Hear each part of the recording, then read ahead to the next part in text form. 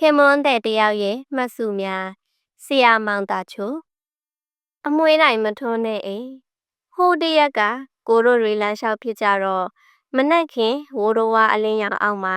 ညောင်မုတ်စိတ်ပင်ကလေးတစ်ပင်ကိုပူတတိထားမိလားမပြောတတ်ဘူးအရွက်တွေမှာအခက်တွေနဲ့စိမ့်လို့ရန်ကုန်မှာရှာရှာပါပါတွေ့ရလေးရှိတယ်ညောင်မုတ်စိတ်ပင်ကလေးတစ်ပင်ပေါ့အောက်ခြေအမြင့်အကွေးတွေရဲ့ကြားထဲမှာတော့ဖျောင်းနိုင်တိုင်ကလင်းလို့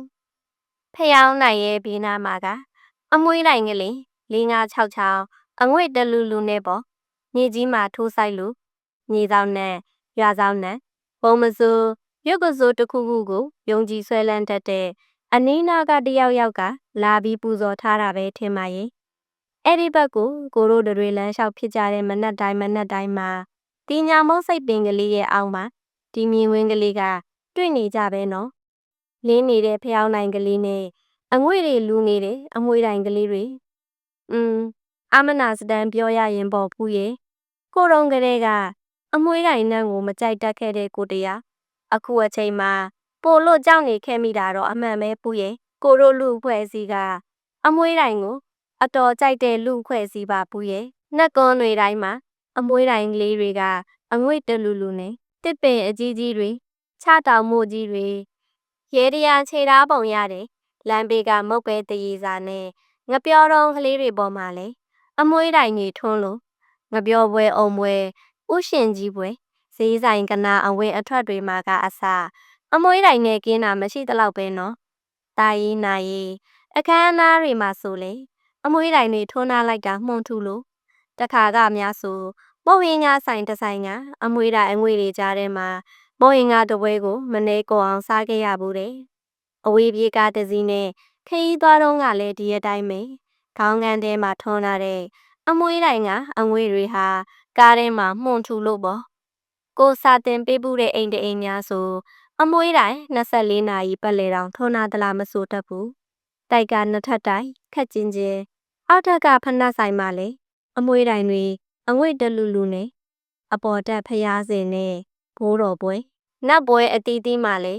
အမွှေးတိုင်တွေထွန်းလာလိုက်တာကိုဖြစ်အဲ့ဒီအိမ်ထဲကိုဝင်သွားတဲ့အခါအသက်ရှူရတာကြက်လိုက်တာတောင်ရမီးကိုတွေဥသလိုဥနေတဲ့အဲ့ဒီအိမ်ထဲကအမွှေးတိုင်ဝေးကိုရှူမိတဲ့အခါရင်ထဲမှာချက်လာအောင်လာပြီးကရုံကရင်နဲ့နတ်ပဲပူးခြင်းတလူလူစုံမဲပူးခြင်းတလူလူနဲ့ဖြစ်သွားမိတာကိုတတိထားမိတယ်ဒီအငွေတွေဟာအစိမ့်ငွေတွေပဲမဟုတ်လားကိုမဆုစာအုပ်ကလေးကိုပြန်လှန်ကြည့်တော့တနေရာမှာအမွှေးတိုင်နဲ့ပတ်သက်တဲ့မှတ်စုတိုကလေးပြန်ရှာတွေ့ဘူးတဲ့ဖူးရဲ့စာရေးဆရာကကန်လူငွေတွေ2002ဇန်နဝါရီလဓမ္မယန်တီမဂ္ဂဇင်းထဲမှာရေးထားတာပေါ့သူကလည်း AFP သတင်းတစ်ရက်ကိုကားပြီးရေးထားတာလေအမွှေးတိုင်တွေကထွက်နေတယ်အငွေတွေဟာအစိမ့်ငွေတွေတဲ့ဖူးရဲ့ဓာတုတပ်ပေါင်းတွေအများကြီးပါပြီးအဆုတ်ကင်ဆာကိုဖြစ်စေတဲ့အငွေတွေဓာတုဗေဒသင်္ကေတနဲ့ PA85 လို့ခေါ်ပြကြတဲ့ပိုလီစိုက်ကလစ်အာရိုဘတ်တစ်ဟိုက်ဒရိုကာဗွန်လို့ခေါ်ပါတဲ့ဒီဓာတ်ငွေတွေဟာတရုတ်ဖျားကြောင့်နေတူတွေထဲမှာဆိုတိတ်ကိုများတာပဲတဲ့တိုင်ပေမြို့မှာဆိုရင်မော်တော်ကားလမ်းစုံမှာရှိတဲ့လေတူက PA85 ရာခိုင်နှုန်းထက်ဖျားကြောင့်လေတူထဲက PA85 ကပိုများနေတယ်ဆိုပါလားဒီအမွှေးတိုင်ငွေတွေထဲမှာပင်ဆိုပါရင်လဲပါဝင်နေတဲ့ဒီပင်ဆိုပါရင်ကကာစီနိုဂျင်းနစ်တပ်ပါအဓိကပါဝင်တဲ့ပင်ဆိုဘိုင်ရင်နဲ့ဖူးရဲ့အိမ်ထဲမှာစီဂရက်တောက်လို့လေထုထဲမှာညစ်ပတ်နေတာထက်45ဆလောက်အန်ဒီရဲ့ပိုကြီးရဲ့ဆိုတော့ကိုစိုးထိတ်သွားမိတာအမှန်ပဲအဆုတ်ကင်ဆာကိုဖြစ်စေတဲ့အငွေတွေနဲ့ကြောက်စရာကောင်းလိုက်တာဒီအမွှေးတိုင်ငွေတွေကိုသူတေသနာလုပ်ခဲ့တဲ့ပညာရှင်တွေကထိုင်ဝမ်ချင်းကွန်းတက္ကသိုလ်ကသူတေသီတွေတဲ့လေကိုတို့တွေဟာဓာတုပညာရှင်တွေမဟုတ်တဲ့အတွက် PA85 တို့ပိုလီစိုက်ကလစ်အာရိုမက်တစ်ဟိုက်ဒရိုကာဗွန်တို့ကာစီနိုဂျင်းနစ်တပ်ပေါင်းတို့ဘီဇိုဘိုင်ရင်တို့ဆိုတဲ့နာမည်တွေနဲ့တော့စိန်ကောင်းစိန်နေမှာအမှန်ပဲလေဒါပေမဲ့ဒါဟာအစိမ့်ငွေတွေပါလားကိုတို့အဆုတ်တွေကိုဒုက္ခပေးနေတဲ့အငွေတွေပါလားဆိုတာကိုတော့သိထားတင်တာပေါ့ဖယားတို့နတ်တို့ စတဲ့ယုံကြည်ဆွဲလန်းရာကိစ္စတွေအပေါ်မှာတော့ကိုဘာကိုမှမှတ်ချက်မပေးလို့ပါဘူး။ယုံကြည်ကိုးစားမှုပါတာမှုတွေအပေါ်မှာလေဘာကိုမှမဝေဖန်လိုပါဘူး။ဒါပေမဲ့ကျမရေးရှုထောက်ကနေရက်ငေးကြည့်လိုက်တဲ့အခါမှာတော့အမွေတိုင်းအငွေတွေဟာကိုတို့လူအဖွဲ့အစည်းမှာအနေရဆိုတာကတော့ထင်ရှားနေပြီလေ။ဒါပေမဲ့သူများအိမ်ထဲဆိုင်ထဲမှာသွားပြီးမထွန်းကြနဲ့ဟိလို့ပိုင်စိုးပိုင်နေပြောဖို့ဆိုတာကြတော့လေဘယ်လိုမှမဖြစ်နိုင်ပြန်ဘူးမဟုတ်လား။အင်းလေအခုလောလောဆယ်မှာတော့ကိုတို့ရဲ့မိသားစုထဲမှာအမွေတိုင်းထောနဲ့အလေးအထားဘယ်တော့မှမရှိခဲ့ကြတာကိုပဲကံကောင်းလေစွာလို့အောင်မေရတော့မှာပဲဖူးရီဒုက္ခကိုဘာအယောင်ဆိုးကြမလဲဖူးဒီဘက်ပိုင်းနှစ်တွေထဲမှာကိုတို့စားသုံးသူတွေဘက်ကရက်ပြီးစားတောက်ကုန်တွေအပေါ်မှာစီစစ်လာတာတွေအများပြည်သူစားသုံးဖို့တင့်မတင်အနည်းရရှိမရှိထုတ်ပြန်သတိပေးလာတာတွေရှိလာတာကိုတွေ့ရတဲ့အတွက်တိတ်ကိုကျေနပ်မိတာပဲအသက်ရှင်ရက်တည်နိုင်မှုအတွက်နေ့စဉ်စားတောက်နေကြရတဲ့စားစရာတောက်စရာမျိုးစုံထဲမှာကိုတို့ကိုဘေးဒုက္ခတစုံတရာဖြစ်စေမဲ့အရာတွေမပါဝင်မှုဆိုတာကတော့လူတိုင်းအလိုရှိအပ်တဲ့အရာလို့ထင်မိတာပါပဲအခုတလုံးမှာတော်တော်ကလေးအတန်မီနေတာကတော့စိုးစေးကိစ္စပဲပေါ့ကိုတို့တွေဟာဘာဖြစ်လို့များဒီအယောင်အစင်းတွေအပေါ်မှာတတ်မှတ်မှုလွန်ကင်းနေရတယ်လေဆိုတာကိုစဉ်းစားမရနိုင်ဘူးဥပမာမြစ်ဆိုပါတော့ကိုတို့တွေဟာချင်မောင်ဟင်းချက်တဲ့အခါဒီနှစ်ကိုခတ်ကြတယ်ချင်မောင်ကြော်တဲ့အခါမှာလည်းခတ်တာပဲ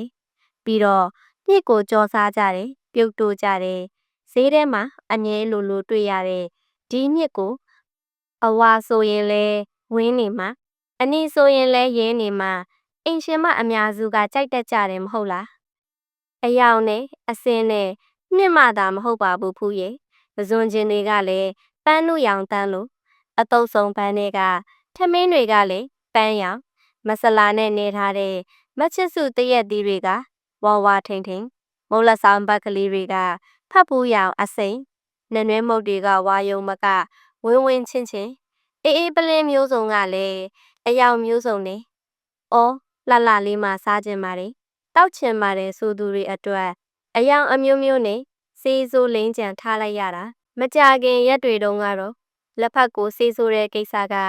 တော်တော်လေးကိုကြရက်ထားခဲ့ပါလေရော။အစားအသောက်မှာထည့်ရတဲ့စိုးစေးက edible dye နဲ့တခြားလူအသုံးအစားခြီတို့သွန်းမွေးတို့ဟိုးတယ်တို့စက်ကူတို့တရီတို့ကိုဆိုတဲ့ဆိုစေးက chemical dye နဲ့သူကအစားအသောက်ထဲမှာထည့်တဲ့ဆိုစေးထက်အစ20လောက်ဈေးသက်သာတယ်ဆိုပဲဒါကြောင့်မို့လက်ဖက်ကိုအယောင်လေးဝါနေအောင်ဈေးပေါ်တဲ့အဲ့ဒီဆိုစေးကိုသုံးကြတာတဲ့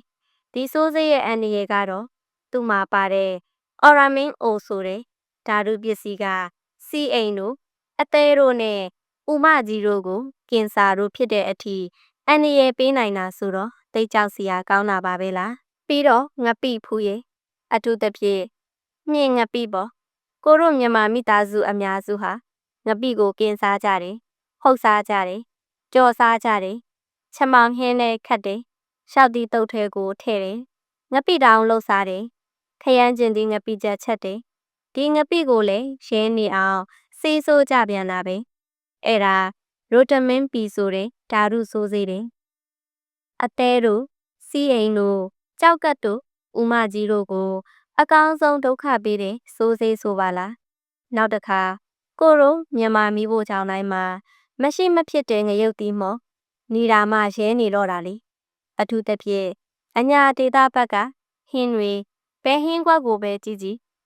နေရဲနေတော့တာပါလားအစီမျက်နှာပြင်ပေါ်မှာငရုတ်စီနီရဲကြီးတွေဝိတ်လို့အယောင်လောက်အောင်ဆိုးထားတဲ့စားတောက်ကုန်တွေထဲမှာငရုတ်တီးမုတ်ကလည်းပထမတန်းစားစရင်ဝင်နေ။အော်ကိုတို့ဘိုးဘေးဘီဘင်အဆက်ဆက်ဟာဒီစိုးစေးတွေအတွက်နဲ့သူတို့အသက်တွေကိုဘယ်နှယောက်လောက်များစတေးခဲ့ကြပြီးလဲမသိဘူးနော်။ဆက်ဖြောလက်ဖြောဘူးတွေပလင်းတွေနဲ့ရောင်းနေတဲ့အေးအမျိုးမျိုးတွေထဲမှာလဲဓာတို့စိုးစေးတွေပါနေကြတာပါပဲ။စိုးသူတွေကစိုးကြလို့သူတို့ကအပြစ်ရှိတာမရှိတာအသာထားကိုတို့ပူတို့စားသုံးသူတွေကရောဘ ဘာဖြစ်လို့များအယောင်လှလှလေးတွေကိုကြိုက်နေကြရတာလဲ။မြစ်တွေလက်ဖက်တွေငပိတွေပဇွန်ကျင်တွေငရုတ်တီးမှုတ်တွေအဖျော်ယမကတွေကိုဝါမနီမစိမ့်မပြာမနဲ့တက်မတ်တဲ့စိတ်ဟာကိုမိသားစုကျမ်းမာပျော်ရွှင်စွာနဲ့အသက်ရှည်ရှည်နေသွားဖို့စိတ်ကူးရှိတဲ့မိခင်တိုင်းမှာမရှိအပ်တဲ့စိတ်ပဲအသိပညာကျွယ်ဝတဲ့ခေတ်နဲ့မလျော်ကန်တဲ့စာလောင်မှုလို့ပဲကိုတော့ယူဆမိတယ်အယောင်လှလှလေးတွေဆိုထားတယ်ဈေးဆိုင်လေးတွေကနေလွတ်အောင်ရှောင်တက်တာဟာလဲဥတို့လိုအိမ်ရှင်မတွေရဲ့ခင်မီနီးပညာတရက်လို့ကိုတော့ယူဆနေမိတယ်လေရင်လေးတဲ့ချင်းစေးကွေဦးရီကိုတို့လူလောကကြီးအတွက်ဘယ်လိုမှကောင်းကျိုးမပေးတဲ့တရားဝါတွေအကြောင်းကိုစဉ်းစားကြည့်လိုက်တဲ့အခါချင်းဆိုတဲ့တရားဝါကရှေ့ဆုံးကပဲနော်ကြားလို့စင်လို့ကိုက်ဟဲခဲဟဲနင်းဟဲချေဟဲနဲ့အန်နီရဲ့ပေးတတ်တဲ့တရားဝါလည်းမဟုတ်မွေတို့ကင်းလို့လို့ပြင်းထန်တဲ့အစိမ့်နဲ့အသက်ကိုရန်ရှာတတ်တဲ့တရားဝါမျိုးလည်းမဟုတ်ပါပဲနဲ့ကဘာပေါ်ကလူတွေရဲ့အသက်ပေါင်းများစွာကိုကြီးကြီးမားမားနှောက်ယှက်ဖျက်ဆီးတဲ့အန်နီရဲ့တရားဝါဟာဒီချင်းဆိုတဲ့တရားဝါလေးပါလားဆိုတာကတော့တော်တော်ကိုအံ့ဩဖို့ကောင်းတဲ့ကိစ္စပဲနော်ချင်းကြောက်ဖြစ်တဲ့ယောဂတွေထဲမှာငှက်ဖျားနဲ့သွေးလွန်တုတ်ကွေးဟာလူကိုဒုက္ခအပီးဆုံးယောဂတွေပဲပေါ့ငှက်ဖျားကြောင့်ဒုက္ခဖြစ်သွားတဲ့သူတွေကကိုရိုပတ်ဝန်းကျင်မှာအများကြီးပဲဖူးရဲ့ငှက်ဖျားဖို့အုံနောက်ထဲရောက်သွားရကယူသွားရပြီးတော့အသက်ပါဆုံးရှုံးသွားရတဲ့သူတွေထဲမှာကိုရိုမိတ်ဆွေတွေလည်းပါသွားခဲ့ကြပြီနော်တယောက်များဆိုငှက်ဖျားကြောင်နေရကမိရထားရှေးမောက်ကိုခုံဝင်တိုးပြီးဘဝကိုအဆုံးသတ်သွားခဲ့လေတဲ့ချင်းကြောက်ဖြစ်တဲ့ပြဿနာပေါ်ဖူးရဲ့ဒလွန်တုတ်ကွေးဆိုရင်လေဒီအတိုင်းပဲ Aedes aegypti တိုင်းလို့ခေါ်တဲ့ချင်းကြားကြောင့်နဲ့ကိုတငယ်ချင်းဆရာဝန်တယောက်ပြောတဲ့စကားတခွန်းကိုစိတ်ထဲမှာအဖူးထိဆွဲနေတာရှိတယ်သွေးလွန်တုတ်ကွေးရသည်ဆိုရင်ねသူတို့စေယုံမှာပြစ်လိုက်ရတဲ့ကလေးအလောင်းတွေကိုကြည့်ရတာတိတ်ဆိတ်ဆင်းရဲဖို့ကောင်းနေတယ်ဘဝကိတ်ကလေးတွေတုံခဲခဲကလေးတွေချင်းကြောက်ဖြစ်ရတဲ့ဒုက္ခတွေပေါ်ပြတယ်ဒီသွေးလွန်တုတ်ကွေးချင်းကလည်းအရင်ကလိုအသက်15နှစ်အောက်ကလေးတွေကိုမှဒုက္ခပေးတာမျိုးမဟုတ်တော့ပဲလူကြီးတွေကိုပါအန္တရာယ်ပေးနေပြီလို့ဆိုပါလားပြီးတော့မိုးရနှွေရလို့အချိန်လဲအကန့်အသတ်မရှိဘူးတဲ့နေနေညာအမြဲလိုတတိထားတဲ့နဲ့တရားဝါဟာချင်းဖြစ်သွားပြီတဲ့အခုကမ္ဘာ့ကျန်းမာရေးအဖွဲ့ WHO ရဲ့အစီအစဉ်နဲ့ပိုးလောက်လန်းတက်တဲ့အစီအမံတစ်ခုလုပ်နေတာကိုသတိထားမိတယ်အဘိတ်လို့အလွယ်တကူခေါ်ကြတဲ့ Tammy for AG ဆေးမုတ်ကိုရေထဲမှာခတ်တဲ့အစီအစဉ်လေးပိုးလောင်လန်းတိုက်ဖြတ်ရေးပေါ့ကောင်းပါတယ်ဖူးရဲ့ဒါပေမဲ့လည်းနေရမလက်အချိန်မလက်လုံနေနိုင်တာမျိုးမဟုတ်တဲ့အတွက်ပေါက်ခွာဖို့ရာတိတ်လွယ်တဲ့ချင်းဆိုတာမျိုးကတော့ရှိနေမှာပဲမဟုတ်လားချင်းအနေရေကိုဘယ်လိုကာကွယ်မလဲဆိုတဲ့ကိစ္စကလည်းတတော့ကိုရှေ့လျားထွေပြတဲ့ကိစ္စလို့ထင်ပါရဲ့ဖူးရဲ့ချင်းဆိုတာပိုးလောင်လန်းကဖြစ်တဲ့ကိစ္စမို့ပိုးလောင်လန်းနေမမွေးနိုင်အောင်ရှေ့ထဲမှာစားခတ်ပါတို့ရေကိုမကြလဲပေးပါတို့ပြောကြတာပါပဲဟုတ်ပါတယ်ရေခဲတစ်တာနောက်ဖက်ကရေကွက်ထဲမှာဟင်းနဲ့ထမင်းနဲ့ပရွဲစိတ်မဝင်နိုင်အောင်လို့အောက်ကခံထားတဲ့ရေစလုံးထဲမှာဖျားတောက်တော်ရေကွက်မှာဖျားပန်းအိုးထဲမှာပိုးလောင်လန်းတွေလူးနေလွတ်နေတာကိုပိုတို့တွေတွေ့ဘူးကြတာပဲရေကိုလည်းတက်နိုင်သမျှတော့လဲပေးနေကြတာပါပဲဒါပေမဲ့ချင်းဆိုတာကတော့ရှိနေတာပါပဲလေရက်ကွက်ချေးရွာအလိုက်မြက်ခြုံတွေကိုရှင်းကြစို့လို့ဆိုတဲ့အခါမှာလေတနိုင်တစ်ပိုင်းကိုတို့ရှင်းကြတာပါပဲမြောင်းတွေကိုရေးစည်းရေလာကောင်းအောင်ဖော်ကြစို့ဆိုရင်လဲနီးစပ်ရာလူတွေထွက်လာပြီးဖော်ကြတာပါပဲမြို့မိုင်းနဲ့အဝတ်အစားတွေမဝတ်နဲ့ကြောင်ထဲမှာအမောင်ထဲမှာမနေနဲ့စုံလို့ပေါ့ဒါပေမဲ့ချင်းတွေကရှိနေကြလူတွေမှလည်းအကြိုက်ခံရမြဲအကြိုက်ခံနေကြရတာပဲမဟုတ်လားတနေရာကနေတနေရာကိုအလွယ်တကူပြန်တန်းနိုင်တဲ့အခြေအနေမှာချင်းကိုတားရတာတော်တော်ခက်တယ်လေချမ်းသာကြွယ်ဝပြီးခင်မိတဲ့အဆောက်အုံတွေမှာနေထိုင်ခွင့်ရသူတွေအဖို့ချင်းလုံးတန်းစကားတွေတက်ကချင်းကိုကာကွယ်တာတို့ကိုတို့တွေတွေ့ဘူးခဲ့ကြတာပဲလေဒါပေမဲ့အများစုသောပြည်သူလူထုအတွက်ပ ဘလို့လုပ်ပြီးချင်းလုံးတန်စကားတက်နိုင်မှာတဲ့လေရန်ကုန်လိုမြို့ကြီးမှာတော့အများစုကမြန်မာဆန်တဲ့အိမ်တွေလေပြီးတော့နယ်မြို့တွေကျေးလက်တော်ရွာတွေမှာချင်းလုံးတန်စကားတက်ဖို့ဘယ်လိုမှမဖြစ်နိုင်တဲ့အနေအထားမဟုတ်လားတချို့အိမ်တွေကတော့ကိုတို့ငငယ်တုန်းကအတိုင်းနွေးမှိုင်းတိုက်ကြတော့မဲဖူးရဲ့နွေးတက်ကိုမီးနဲ့အုံပြီးချင်းပြေးအောင်လုပ်တဲ့နီးပေါ့ချင်းပြေးတာမပြေးတာအသာထားတအိမ်လုံးမဲမောင်လို့လူတွေလဲမှုန်ထူလို့နောက်ချင်းရိုက်တန်နဲ့ချင်းနှိမ်နေတာတွေကိုလေဖူးတွေ့ဘူးမယ်ထင်တယ်ကြက်တောင်ရိုက်တဲ့အတန်လိုပါလိုပစ္စည်းလေသူကမီးလာရင်အားသွင်းရတဲ့ပစ္စည်းပေါ့ဒါနဲ့ချင်းတွေကိုကြက်တောင်ရိုက်တယ်လို့ရိုက်ရတာပြည့်စစ်စည်းနေတဲ့ဒီချင်းရိုက်တန်ရဲ့ပိုင်နဲ့တိုးမိတဲ့ချင်းတွေဟာတဖြောက်ပေါ့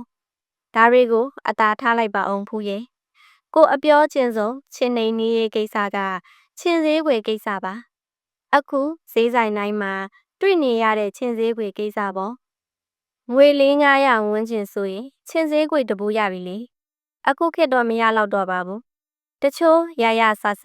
ရက်ကွက်ကလေးတွေထဲမှာဆိုရင်ချင်းစည်းွယ်ကိုတခွေချင်းတောင်မှလက်လီဝယ်လို့ရသေးတယ်မီးလေးတစ်ချက်တို့ပြီးတနေရာမှာထားလိုက်ရုံနဲ့ရတဲ့ကိစ္စဆိုတော့ချင်းစည်းွယ်ဟာလူသုံးများတဲ့ပစ္စည်းတစ်ခုပဲပေါ့အင်းလေဖူးတို့ကိုတို့အိမ်ဟာလဲချင်းစည်းွယ်နဲ့ကတော့မကင်းနိုင်ပါဘူးချင်းစည်းွယ်မထွန်းနဲ့နေရလို့လဲမရှိသလောက်ပါပဲစာကြည့်စပွဲခုံရဲ့အောင်စက်တီခုံရဲ့အောင် TV စင်ရဲ့နောက်က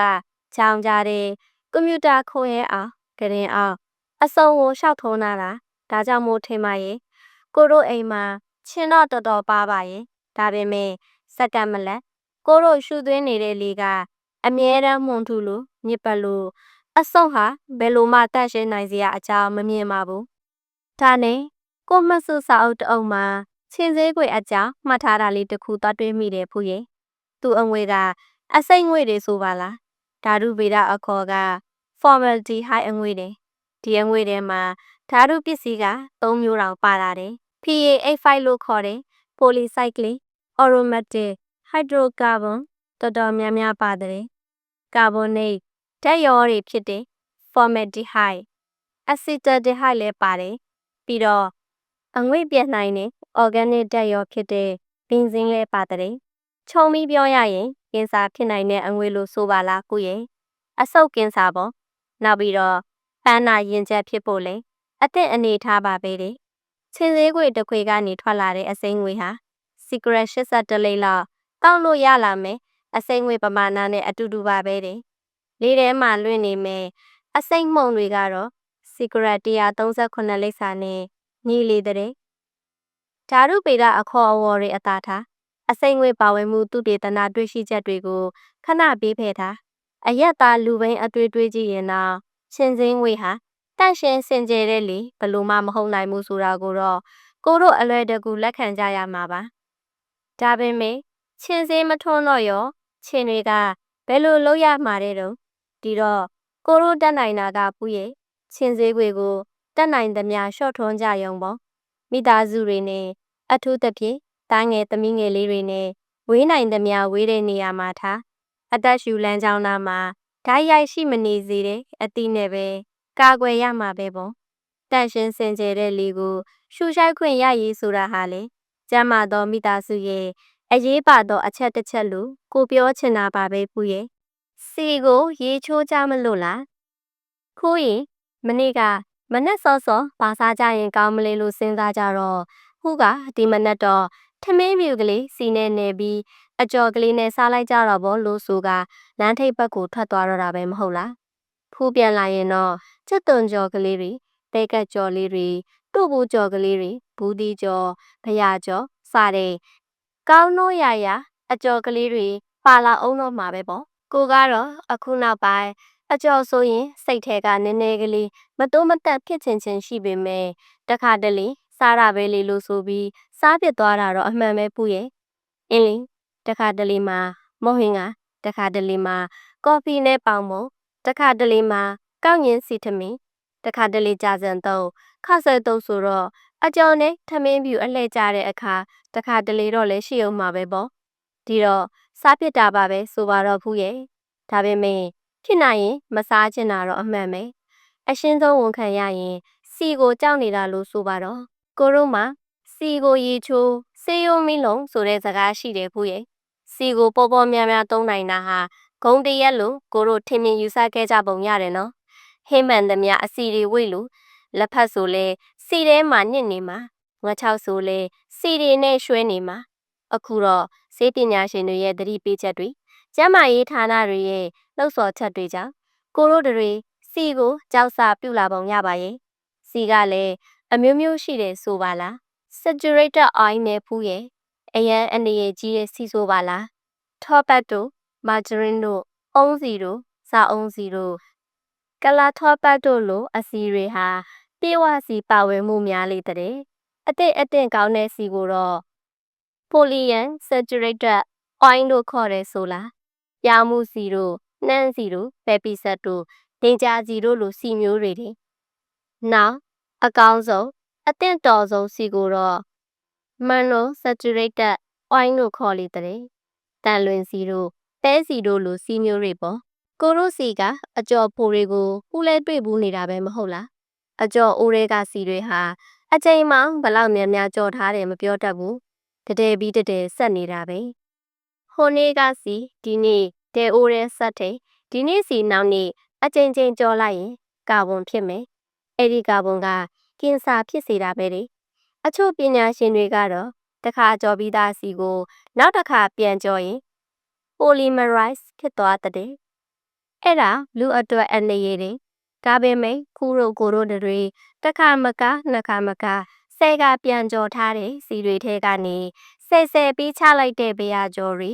အာလူကြော်တွေတို့ဘူးကြော်တွေဘူးတီကြော်တွေစားနေမိကြတာပဲမဟုတ်လားကျွတ်ရွကလေးတွေကိုအော်တခါကိုတို့တွေမိသားစုတွေအိမ်မှာစုံကြတော့ ready made ဆမ်းမို့ကောက်မြင်မို့ကလေးတွေဝဲလို့အကြော်စားကြရတာဟုတ်တယ်လို့ပဲနော်အသက်ကိုစိုက်မှသွားရှူကြတော့မယ်ဆိုဖူးရင်50နှစ်လောက်တော့ရှိသွားပြီထင်ပါရဲ့တည်င်းအတူအထွာလေးတစ်ပုတ်ချားနဲ့စာမျက်နှာတွေပေါ်မှာဖတ်ခဲ့မိလိုက်တာကိုအခုပြန်ပြီးသတိရနေမိတယ်တည်င်းကရေရအခက်ငိုရအခက်တည်င်းမျိုးပါဘူးရဲ့အောက်ဆီဂျင်ဘားတယ်ကဲမခတ်ဘူးလားနော်စက်မှုနိုင်ငံကြီးတွေဘက်မှာအောက်ဆီဂျင်ဘားတွေတစ်ခုပြီးတစ်ခုပေါ်ထွန်းနေပြီတဲ့ဖူးရဲ့အောက်ဆီဂျင်တန်ကိုဘောဝလင်းရှူမဲ့သူကကောင်းနာမှာအตาကလေးထိုင်ရတဲ့ပြီးရင်ဓာတ်ငွေပိုက်ကလေးကိုအตาဆွဲယူရှူ1မိနစ်ကိုစင်ကာပူဒေါ်လာ$1လောက်ကျတယ်ဆိုလားအဲ့ဒီလိုအောက်ဆီဂျင်ဘားတွေထဲမှာတာမန်ပြည်သူလူထုအပြင်နာမည်ကျော်တွေလည်းလာပြီးထိုင်ကြရှူကြတဲ့ဥပမာဂျူလီယာရောဘတ်ပေါ့နောက်တစ်ခါနာမည်ကျော်ပေါ်မင်းသမီးဘရစ်တနီစပီယာပေါ့အောက်ဆီဂျင်ဘားမှာလာပြီးအောက်ဆီဂျင်ရှူကြတဲ့လေတန်းကိုသူတို့အဆုပ်တွေထဲရှူသွင်းချင်ကြလို့ပဲပေါ့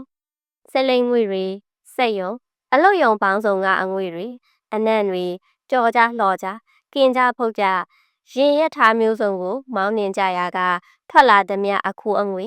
အနံ့အသက်စတာတွေနဲ့ကမ္ဘာလေတူဟာမတန့်စင်တော့တာအမှန်ပါပဲပါကစ္စတန်မှာနှစ်စဉ်လူ22,000လောက်သေဆုံးနေတာဟာလေကြောင့်နဲ့အီရန်နိုင်ငံကတီဟီရန်မြို့မှာတလလူ3,000လောက်သေဆုံးနေတာဟာလေကြောင့်မှာစတဲ့သတင်းမျိုးတွေကိုလည်းကိုတို့ဖတ်နေခဲ့ကြရတာပါပဲပြီးတော့အောက်ဆီဂျင်ကလေထဲမှာ21%လောက်ပဲရှိတာတဲ့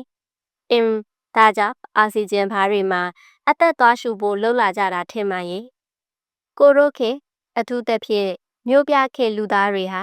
တိုက်ခန်းအိမ်ခန်းလေးတွေထဲမှာစာရေးစပွဲမှာအလုပ်စပွဲမှာဘတ်စကားပေါ်မှာစာသင်ခန်းထဲမှာကွန်ပျူတာရှေ့မှာဈေးတန်းထဲမှာတကုတ်တလုံးနဲ့သွားလာနေထိုင်ရင်အသက်ကိုတေးသေးချာချာရှူဖို့မေ့နေကြတာဖူးရဲ့ဒါကြောင့်မို့လမ်းလျှောက်ထွက်ဖြစ်တဲ့အခါကိုကအသက်ကိုအားရပါရရှူခိုင်းတာပေါ့တဖြည်းဖြည်းမြင်းပြီးရှူသွင်းသူ့အလိုတဖြည်းဖြည်းပြန်ထွက်သွားမဲ့လေးကိုအတက်နိုင်ဆုံးထိန်းထားကနည်းနည်းချင်းပြန်ရှူထုတ်အောက်ဆီဂျင်ဟာဟိုးခြေတန်းဖျားလက်တန်းဖျားတွေထိအောင်သွေးကြောတွေကတဆင့်ရောက်သွားလို့ထင်ပါရဲ့လူဟာတအားကိုလန်းဆန်းသွားတော့တာပါပဲ မိသားစုတိုင်းဟာအဆင်ပြေတဲ့အချိန်ကလေးကိုရွေးပြီးတနေ့10မိနစ်ပဲဖြစ်ဖြစ်15မိနစ်ပဲဖြစ်ဖြစ်အသက်ရှူကြရင်ဘလောက်ကောင်းမလဲနော်အောက်ဆီဂျင်ဘားတွေစီသွားဖို့မလိုတော့ဘူးထင်ပါရဲ့ပြီးရဲ့ငရုတ်တီမထောင်းပြတဲ့နေ့ရက်များဒီတပတ်တော့ငရုတ်ဆောင်ကနေဇက်လန်းစားလိုက်ကြရင်ကောင်းမယ်ဟုတ်ပါရဲ့ကိုတို့အိမ်ကငရုတ်ဆောင်ဟာတန်ကိုယ်တဲ့ကြီးဖြစ်နေပေမယ့်ကြည်ပွေးကတစ်သားကြည်ပွေးဆိုတော့ကြည်ရတာလိုက်ဖက်မညီသလိုပဲနော်ဒါပေမဲ့ငရုတ်တီထောင်းတော့လေဓာကြီးနဲ့ပဇွန်ကြောက်ထောင်းတော့လဲဓာကြီးနဲ့ကလပ်ပဲထောင်းတော့လဲဓာကြီးနဲ့နောက်ဆုံးတော့ဂျင်းတို့နှမ်းတို့ထောင်းတာကအစားဓာကြီးနဲ့ပါပဲလေကိုတို့ငငယ်ကတော့တစ်သားငရုတ်ဆောင်နဲ့လဲထောင်းမှုခဲ့ပါရဲ့စင့်ငရုတ်ဆောင်နဲ့လဲထောင်းမှုခဲ့ပါရဲ့ကြောင်ငရုတ်ဆောင်နဲ့လဲထောင်းမှုခဲ့ပါတယ်အမေကငရုတ်တီတစ်စုံလောက်ထောင်းတာဆိုကိုတို့တွေတိတ်ဆိတ်ပြက်ခဲ့ကြတာပဲခလေးတိုင်းလူလူကငရုတ်တီထောင်းရတာကိုပြင်ကြစမြဲပဲလေငရုတ်တီကလေး5-6တောင်ကိုအညာချွေပြီးတော့ရေစလုံးလေးထဲပစ်ချထားနည်းနည်းလေးကြာလာတော့အစိတွေကိုညှစ်ထုတ်ကျက်သွန်ဖြူကျက်သွန်နီတွေနဲ့ထောင်းမိတော့ပဲမထောင်းတက်ထောင်းတက်နဲ့မျက်စိထဲကိုငရုတ်တီဝင်တဲ့အခါဆက်လိုက်တာဘယ်မျက်စိထဲကိုဝင်ရင်ညာချေမကိုရေလောင်းရလေတဲ့ညာမျက်စိထဲကိုဝင်ရင်ဘဲချေမကိုရေလောင်းရလေတဲ့ဘက်နဲ့စေးပညာပါလိပ်ဖူးရဲ့မျက်စိမှိတ်ပြီးတရုတ်တီထောင်းတဲ့သူနဲ့မျက်လုံးကိုအဝတ်ပါစီပြီးထောင်းတဲ့သူနဲ့အမေကမြန်စလုံးစခုလေးထောင်းတာဆိုတိတ်ကိုပျော်ခဲ့ကြတာပဲအခုတော့ဖြင့်ဒါတွေဟာပုံမြင်လို့ဖြစ်ခဲ့ပါပြီလေအခုခေတ်က ready made ခေတ်ဆိုတဲ့အတိုင်းအရာရာကိုအစင်သစ်အနေထားခေတ်အောင်လုပ်လိုက်ကြတဲ့အထက်မှာမယုတ်ကြီးမုံတွေလည်းပါတာပေါ့အစင်သစ်ကြိတ်ပြီးသားအမုံတွေကျက်သွန်ဖြူနီထောင်းထားတဲ့ငရုတ်စုံတွေကို3-4စုခတ်ထည့်လိုက်ရုံနဲ့ပြီးသွားကြစတဲ့မဲမဟုတ်လားတက်တာလွယ်ကူလိုက်တာနော်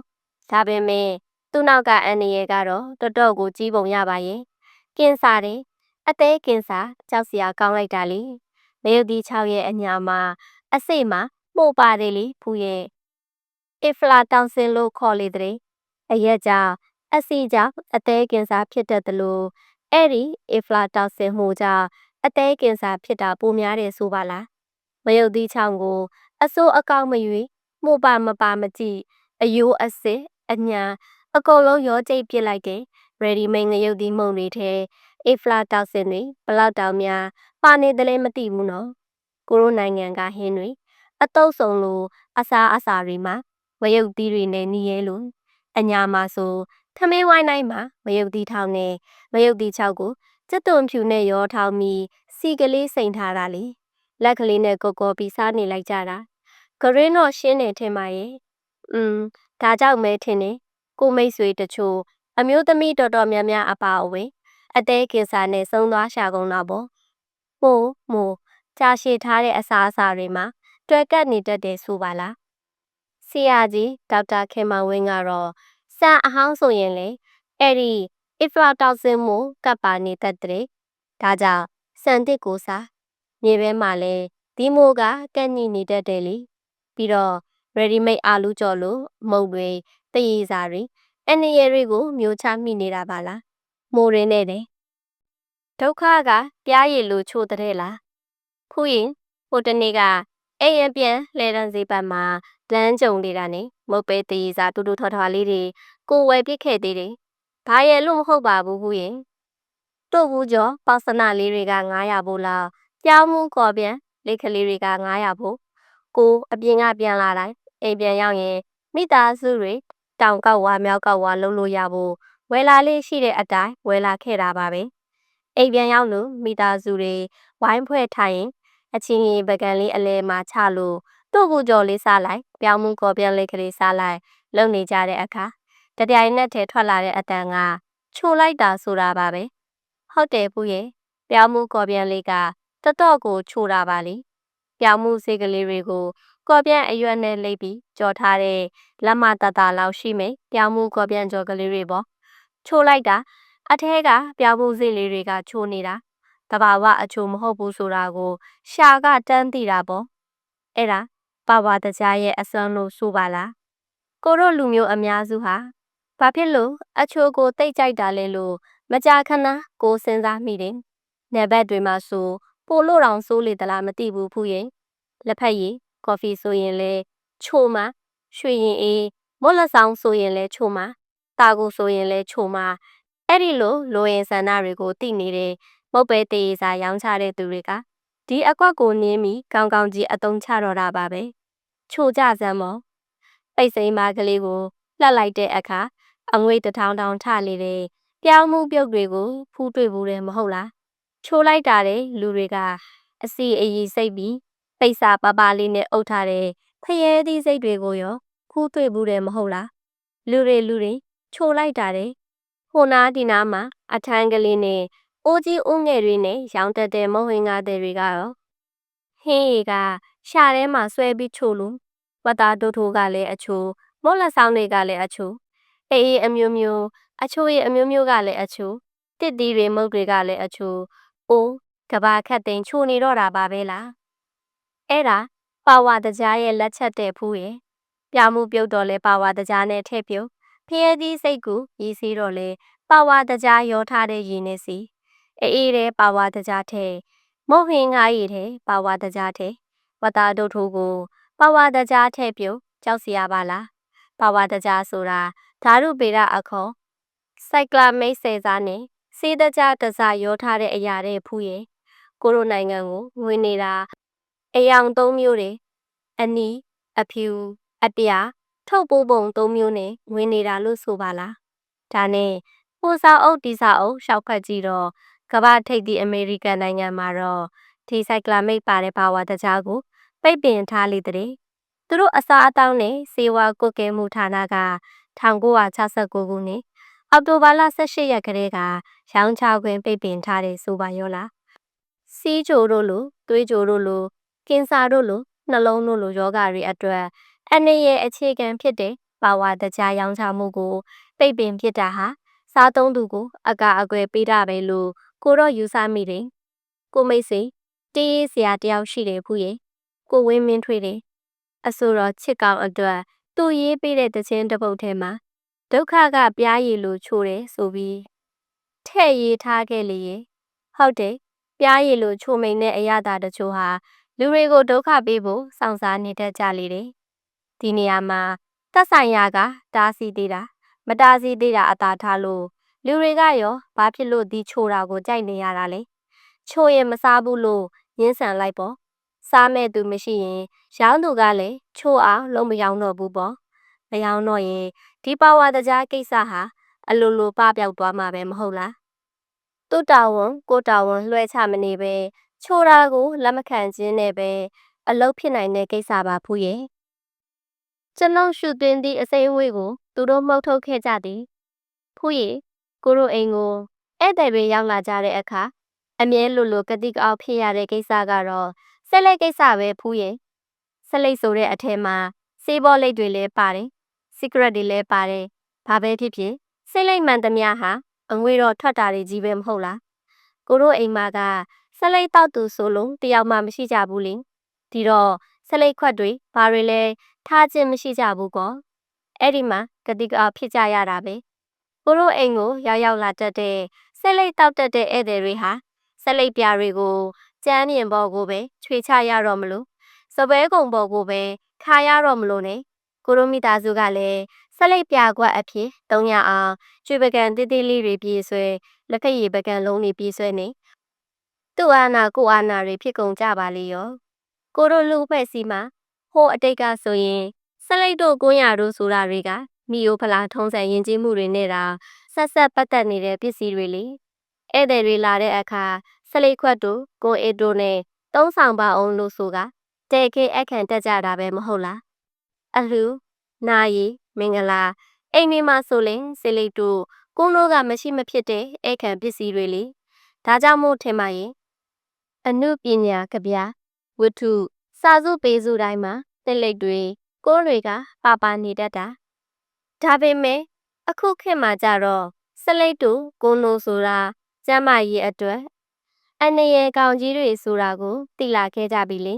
အဲ့ဒါကြောင့်ကျမ်းမာရေးတတိရှိသူတွေကရှောင်သူရှောင်ကွင်းသူကွင်းဖြစ်လာခဲ့ကြတာမဟုတ်လားဒါပေမဲ့လည်းပေါ့တကိုယ်ရေးအတိနဲ့ဘယ်လိုပဲရှောင် လူဖွဲ့စည်းတရက်လုံးကဝကွင်းရှောင်တညရန်စိတ်လိမ်မိကိုလုံးကြီးတွေကြားထဲမှာအသက်ရှူကျက်နေရအောင်ပါပဲစီကရက်အခိုးအငွေးဆိုတာကိုယ်တိုင်ရှူရှိုက်တောက်တုံတော့မဟုတ်ပေမဲ့လေအန္တရာယ်ရှိတာမျိုးလေသူများတောက်တဲ့အငွေးကကိုယ်အသက်ရှူလမ်းကြောင်းနဲ့ရောက်လာတာမျိုးကို passive smoking လို့ခေါ်ကြတယ်မဟုတ်လားရုံးခန်းတွေထဲစားတောက်ဆိုင်တွေထဲကားပေါ်ရပ်ထားပေါ်အိုးအငွေးတွေကိုမတောက်ဖဲနဲ့ရှူနေကြတာကဘာပေါ်မှာကိုမတောက်ဖဲနဲ့သူတစ်ပါးစိတ်လိမ်ငွေကိုရှူနေကြရလို့အန်ရည်တက်ရောက်ကြတာတစ်နှစ်ကိုလူ6သိန်းလောက်ရှိလေတဲ့အဲ့ဒီထဲမှာခလေးက3ပုံတစ်ပုံပါဝင်နေတဲ့ပြီးတော့နိုင်ငံပေါင်း192နိုင်ငံကိုအခြေခံပြီးစည်ရင်းကောက်ကြည့်တဲ့အခါသူတစ်ပါးစိတ်လိမ်ငွေကြဒုက္ခဖြစ်တာခလေးက40%နဲ့အမျိုးသမီးက35%အမျိုးသားက33%နဲ့ပြည်တိန်နိုင်ငံကထုတ်ဝေတဲ့လန်ဆက်စေးကြနယ်မှာဖော်ပြထားတာလေကိုစိတ်လိမ်ငွေကြကိုသားကိုသမီးကိုဇနီးကိုမိသားစုကိုပတ်ဝန်းကျင်ကိုအဝုံအဝိုင်းမှာအန်နေရဲ့မကြရောက်ရလေအောင်ယဉ်ကျေးတဲ့လူတိုင်းမှာအတိတရားရှိတဲ့နယ်လို့ထင်တာပါပဲဖူးရင်ထမင်းမဝတော့နေများစီတို့ဖူးရင်စီးကြိုယောဂနဲ့ပတ်သက်လို့စိတ်ချောက်ချစေရာအကောင်းဆုံးဖြစ်ရတစ်ခုကိုပြောပါဆိုရင်အခုအချိန်အထိကိုယ်စိတ်ထဲမှာမှတ်မိနေတဲ့အဖြစ်ဆိုကတော့ရန်ကုန်နဲ့လက်ပုတ်တာသွားအေယာဝတီနှစ်ထပ်သင်းမောတစည်းပေါ်ကအမျိုးသမီးကြီးတယောက်ရဲ့ဖြစ်ပါပဲအမျိုးသမီးကဈေးတယ်လေလက်ပုတ်တာဈေးထဲမှာဆိုင်နဲ့ကနားနဲ့အထည်ရောင်းတဲ့အမျိုးသမီးကြီးပေါ့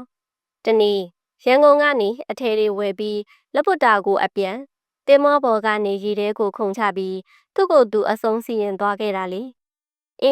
အဲ့ဒီညကလာထိတ်ထိန်သားတဲ့ညတညပေါ့တင်မောကမြေဝကျွန်းပေါ်ရဲ့အစိတ်စိတ်အမော်မော်ကွဲဖြာနေတဲ့မြစ်တွေချောင်းတွေထဲမှာဖြတ်တန်းမောင်းနှင်သွားနေခဲ့တော့ကအဲ့ဒီစီတုဝေဒနာရှင်အမျိုးသမီးကအိပ်ပျော်နေတဲ့သမီးကိုအသာထားခဲ့ကတခြားအိပ်ပျော်နေသူခရီးသည်တွေကိုလည်းမသိစေဘဲနဲ့တင်မောပဲ့ပိုင်းရှိရာစီကိုထွက်သွားပြီးရေထဲကိုခုန်ချနေရခဲ့တာပါပဲလေသမီးဖြစ်သူအိယာကနိုးလာပြီးပိုဆန်းတီဆန်းလောက်ရကထားကြည့်တော့အမေကိုမတွေ့ရပဲအမေထားခဲ့တဲ့စာတစောင်ပဲဖတ်ခွင့်ရတော့တယ်ဆိုပါတော့လူရင်းကိုပဲရေးထားတဲ့စာကလေးပါမနေလိုတော့ဘူးပေါ့ဝေဒနာကိုရင်မဆိုင်လိုတော့ဘူးပေါ့ဒါကြောင့်ရေထဲခုန်ချသွားပြီပေါ့ခြောက်ချစရာကောင်းလိုက်တာနော်ဒီအမျိုးသမီးကစီးကြိုယောဂတဲ့လေစီးကြိုယောဂတဲ့တွေရဲ့လက္ခဏာရဲ့အတိုင်းခြေမမှာအနာဖြစ်ရာကခြေမကိုဖျက်ပစ်ခဲ့ရတယ်နောက်ခြေချင်းဝတ်ကနေဖျက်ပစ်ခဲ့ရတယ်နောက်ဒူးကောင်းကနေဖြတ်ရတယ်ရှေ့ဆက်ရင်ဆိုင်ရမယ့်ဒုက္ခတွေကိုသူမခံစားနိုင်တော့ဘူးဒီမှာရင်ပဲသူ့ကိုယ်သူရှင်းပစ်ခဲ့တာပါပဲသူမိသားစုနေရာကဝင်ကြည့်ကြေကွဲဖို့ကောင်းလာပါတယ်စီးကြိုသွေးကြိုယောဂကတော်တော်အဖြစ်များတဲ့ယောဂပဲဘူးရဲ့ကိုတို့ရဲ့ကိုယ်ထဲမှာရှိတဲ့ပန်ခရီးယပ်ကနေထုတ်ပေးတဲ့အင်ဆူလင်ဟော်မုန်းချို့တဲ့အားနဲ့လို့ဖြစ်ရတာတဲ့ဒီဟော်မုန်းကဘယ်လောက်အရေးကြီးတယ်လဲဆိုရင်လူခန္ဓာကိုယ်ထဲကတကြားဓာတ်ကိုရော့ကျစေနိုင်တဲ့တစ်ခုတည်းသောဟော်မုန်းနဲ့ဘူးရဲ့အဲ့ဒီအင်ဆူလင်ဟော်မုန်းဘာကြောင့်ချို့တဲ့အားနဲ့တလဲဆိုရင်တကြားကြောင့်နဲ့အဝလွန်သောကြောင့်နဲ့ကိုယ်လက်လှုပ်ရှားမှုနည်းသောကြောင့်နဲ့သွေးတဲ့အဆီဓာတ်ကိုလက်စထရောများသောကြောင့်နဲ့ထမင်းလိုမျိုးကယ်လိုရီများတဲ့အစာကိုစားသောကြောင့်နဲ့အကြောင်းတွေကတော့အများကြီးပါပဲဖူးရဲ့အဲ့ဒီအထဲမှာကိုကထမင်းကိစ္စနည်းနည်းပြောချင်တာပါကိုတို့တွေဟာထမင်းစားလွန်းကြသလားလို့တချို့တလေများဆိုရင်နို့စီဘူးတစ်လုံးချက်ကုန်တယ်နှလုံးချက်ကုန်တယ်လို့တော့ထမင်းများများစားနိုင်တာကိုဂုံတရက်လို့ပြောနေကြသေးတာလေထမင်းများများစားရင်အားရှိမယ်ပေါ့တောနယ်ရီဆိုပိုတောင်ဆိုးသေးတယ်ထမင်းကိုစီနဲ့စားနဲ့နေပြီးတော့လဲစားလိုက်တာပဲငါချောက်ဖုတ်ကလေး3-4ပတ်လောက်နဲ့လဲစားလိုက်တာပဲအသားကလေးတစ်ဖက်ငါးကလေးတစ်ဖက်လောက်နဲ့လဲစားလိုက်တာပဲထမင်းကအဓိကဟင်းကတာမညာအမှန်ကထမင်းခတ်ပါကိုဟင်းခတ်များများနဲ့စားရမှာဟူရဲ့တချို့အခန့်ပွဲတွေလိုမျိုးထမင်းဝိုင်းတွေကိုဟိုတတိထားမိလေသလားဟင်းတွေကိုမှစုံနေတာပဲအသားလဲပါတယ်ငါးလဲပါတယ်အသီးအရွက်အစုံလဲပါတယ်အချို့အချင်းအကျော်အလော်အတုပ်အပြုတ်အမျိုးအစားကိုစုံနေတာပဲဟင်းတွေကိုအဝစားထမင်းကတော့ခပ်ပါရဲ့အဲ့ဒါတိတ်မှန်တဲ့အလေးအထပူးရဲ့ ကယ်လိုရီများလွန်းတာဟာအင်ဆူလင်ဟော်မုန်းကိုချို့တဲ့အားနည်းစေတဲ့အတွက်ကယ်လိုရီများတဲ့ထမင်းလိုအစားအစာမျိုးကိုလျှော့စားသင့်တယ်လို့ထင်မိတယ်။ကယ်လိုရီများတဲ့ထမင်းဟာစီးကျိုအတွက်အန္တရာယ်တစ်ခုမဟုတ်လား။စီးမကြာခဏသွားမယ်တယ်။ရေမကြာခဏငတ်မယ်တယ်။မောပန်းလွယ်မယ်။မကြာခဏစမယ်တယ်။ကိုယ်အလေးချိန်ကြော့မယ်တယ်။လေဖြတ်လေငန်နှလုံးကြောက်ကပ်မျက်စိယောဂတွေကအစားဝင်လာနိုင်နေတယ်။ကြောက်ဖို့ကောင်းလိုက်တာမျိုးရိုးဗီဇကြောင့်ကတော့ထားလိုက်ပါတော့ဘူးရဲ့အဝမလွန်အောင်ကိုတို့ထိမ့်သိမ့်လို့ရတယ်ကိုလက်လှုပ်ရှားမှုလဲကိုတို့လုပ်လို့ရတယ်သွေးထဲမှာကိုလက်စတရောမများအောင်လဲဓာတ်ထားထိန်းချုပ်လို့ရတယ်အလွယ်ဆုံးကကယ်လိုရီများတဲ့ထမင်းကိုချော့စားဖို့ပဲပေါ့ကိုတို့ရဲ့မိသားစုထမင်းဝိုင်းနေမှာဟင်းကိုများများစားပြီးထမင်းကိုမဝရေစာစားတဲ့အလေးအကျင့်ကလေးပြိုးထောင်ကြရအောင်လားဖူးရဲ့အမေဘလို့တိတ်တိတ်ကိုအိမ်မပြောတာဖူးရဲ့ကိုဖတ်တဲ့နိုင်ငံတကာသတင်းအတူအထွာကလေးတစ်ပုဒ်ထဲမှာထူးဆန်းတဲ့အကျွေးတစ်ခုအကြောင်းသတိပြုလိုက်မိတယ်ခုရဲ့သက်ဆန်အကျွေးလည်းမဟုတ်အလုတ်အကျွေးလည်းမဟုတ်လူမှုရေးအကျွေးလည်းမဟုတ်အိတ်အကျွေးလို့ဆိုပါလားဖူးရဲ့ဗါတယ် sleep debt ဆိုလားဟုတ်ပါရဲ့ sleep ကအိတ်တာ debt ကအကျွေးဆိုတော့ sleep debt ကိုအိတ်အကျွေးလို့ဘာသာပြန်တာကိုတော့သဘောကျမိတာအမှန်ပဲဒေါက်တာဝီလီယံဒီမန်ခေါင်းဆောင်တဲ့အမေရိကန်စုံစမ်းရေးကော်မရှင်ကအမေရိကန်နေဂိတ်အကျွေးတင်နေကြတယ်ဆိုပြီးထုတ်ပြန်ခဲ့ရမှာဒီဝေါ်ဟာရက sleep debt ကိုသုံးခဲ့တာလို့ဆိုတာပါပဲငွေအတွက်ယာရုအတွက်ဘဝအောင်မြင်မှုအတွက်မအိမ်မနေကြိုးစားကြရကအဲ့အကျွေးတွေတင်ကုန်ကြတယ်ထင်ပါရဲ့အိတ်ချင်းနဲ့ပတ်သက်တဲ့ဒဏ္ဍာရီတွေပုံမြင်တွေရုံနှန်းစကားတွေတမိုင်းတွေရာဇဝင်တွေကတော့အများကြီးပါပဲပူရဲ့ရာမဆက်တော်ထဲကတတကီရီရဲ့ညီတော့ဂုံမီကနဆိုရင်တခါအိတ်ရင်12နှစ်ကြာမှနိုးပြစေသားလို့ဆူတောင်းခဲ့တာကိုရာမဝတ္ထုဖတ်ပူတဲ့ဦးလဲတိမဲထဲမှာရဲ့ဘိတ်တနိုးနဲ့မင်းကြီးကရောတယ်ဝါဆိုလာဆန်12ရက်မှာအိတ်ပြီးတော်တလင်းလာဆန်12ရက်မှာလက်ရ2000ကလောက်ဝဲ2000ကိုပြောင်းလေတဲ့တစောင်းမုံလာဆန်12ရက်မှာနိုးလေတဲ့လေးလာတီတီအိတ်တယ်ဆိုပါတော့တကောင်းခေရာဇဝင်ထဲကမောက်ပေါက်ကြိုင်ကဆိုမေးပါများစကားရသွားပါများခကြီးရမအိပ်ပဲဆောင်နေမှအသက်ရှည်မှဖြစ်လို့မအိပ်မနေအသက်ရှည်လို့တင်စားပြောတာဖြစ်ပေမယ့်တကယ်မအိပ်ပဲနေရင်ဖြင့်ဘယ်လိုအသက်ရှည်နိုင်မလဲပူရဲ့လူတွေဟာအိပ်ဖို့တော့လိုတယ်ပူရဲ့တကယ်အိပ်ဖို့လိုတာပါနိုးနေချိန်မှာကုံဆုံးသွားတဲ့ဂလိုက်ကိုဂျင်လို့ခေါ်တဲ့အုံနောက်လောင်စာကိုပြန်ဖြည့်ပေးဖို့နင်းနင်းချိုက်ချိုက်အိပ်ဖို့လိုတာပေါ့ပူကြဘူးလားမသိဘူး IEN sleep နဲ့ non IEN sleep ဆိုတာလေ IEN sleep ဆိုတာကမျက်ခွန်အောက်မှာမျက်လုံးကလေးလှုပ်ပြီးအိပ်နေတာကိုဆိုတာမို့တကယ်အိပ်မပျော်ပဲအိပ်ချင်းမျိုးကိုဆိုလိုတာပါ non IEN sleep ကတော့မျက်ခွန်အောက်မှာမျက်လုံးမလှုပ်တော့ပဲတကယ်ကိုနှင်းနှင်းချိုက်ချိုက်အိပ်တာမျိုးကိုခေါ်တာပါသိုးနေအောင်အိပ်တာမျိုးကိုပေါ့လူဟာ non IEN sleep နဲ့သိုးနေအောင်အိပ်မှာအားဖြစ်တာတယ်နောက်ပြီးတော့ပူကိုပြောရအောင်မယ်လူတွေဟာနေ့ကင်းနေ့လယ်မှာနာယူဝတနာရီမေးအိတ်တာမျိုးဟာတိတ်ကိုအားရှိစေတယ်လို့ဆိုတာပဲပူရဲ့ကိတေဝန်ကြီးချုပ်ဝင်းစတန်ချာချီဆိုရင်ဒုတိယကမ္ဘာစစ်ကြီးဖြစ်နေတော့ကနေ့လယ်နေ့ကင်းတရေတမောအိတ်လေတဲ့ဟိုဂျိုကျောင်းကခလေးတွေနေ့လယ်နေ့ကင်းတရေတမောအိတ်ပြီးထလာကြတဲ့အခါကိုတို့ရဲ့ဘိုးဘမိဘများနေ့ကင်းတခဏမေးပြီးထလာကြတဲ့အခါလမ်းဆန်းနေတာဒါကြောင့်ထင်ပါရဲ့တကူတော့ရှိတယ်ဘူးရဲ့တညလုံးမအိပ်ဖဲနဲ့စာရေးစာဖတ်လိုဟာမျိုးတခုခုလုပ်နေပြီးမိုးလင်းတော့မှတနေ့ကုန်အိပ်နေတာမျိုးကတော့လေမကောင်းမြန်ပါဘူးလူဟာအမောင်မှအိပ်မှအားရှိတာတဲ့24နာရီတပတ်လဲတဲ့ဟောဒီကဘာဂျိုကြီးရဲ့အလင်းနဲ့အမောင်ဟာကိုတို့ရဲ့စိတ်ပိုင်းဇီဝကမ္မဆိုင်ရာစက်ဝန်းနဲ့ဆက်ဆက်မှုရှိတယ်လို့ဇီဝဗေဒပညာရှင်တွေကယုံကြည်ကြတယ်လေ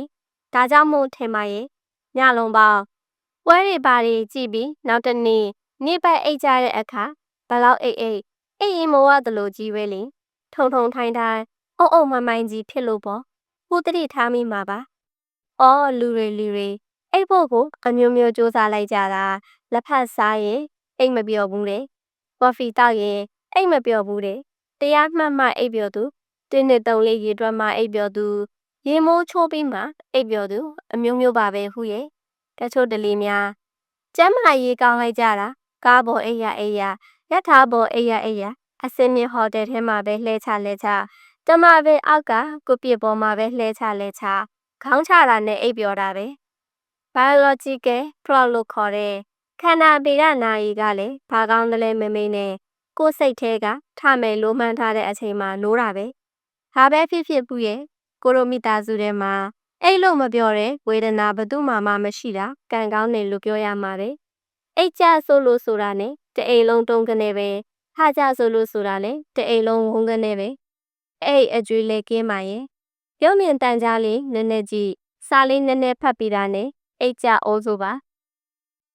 ညစာမခတ်ဘူးထင်ပါတယ်လှလာမဲ့ရင်ညစာခတ်တယ်ဆိုလားခါကတော့အိမ်အောင်မဲ့ဘယ်လိုရွေးမလဲဆိုတာနဲ့ပတ်သက်လို့ကိုတို့လူခွဲအစီမှာမကြာခဏကြားရလေးရှိတဲ့ဆိုရိုးစကားကလေးတစ်ခုပေါ့အဓိကကတော့ဒီနေရာမှာအမျိုးသမီးအိမ်အောင်ဘက်ကိုကြီးညိုးလို့ပေါ်ရပါတယ်ချောလုံးလှလုံးနဲ့မျိုးသမီးကိုမှရွေးတော့မယ်ဆိုရင်စဉ်းစားအောင်ဆိုတဲ့သဘောပါအလားပါကိစ္စတွေနဲ့ပဲနှစ်ဖက်လုံးက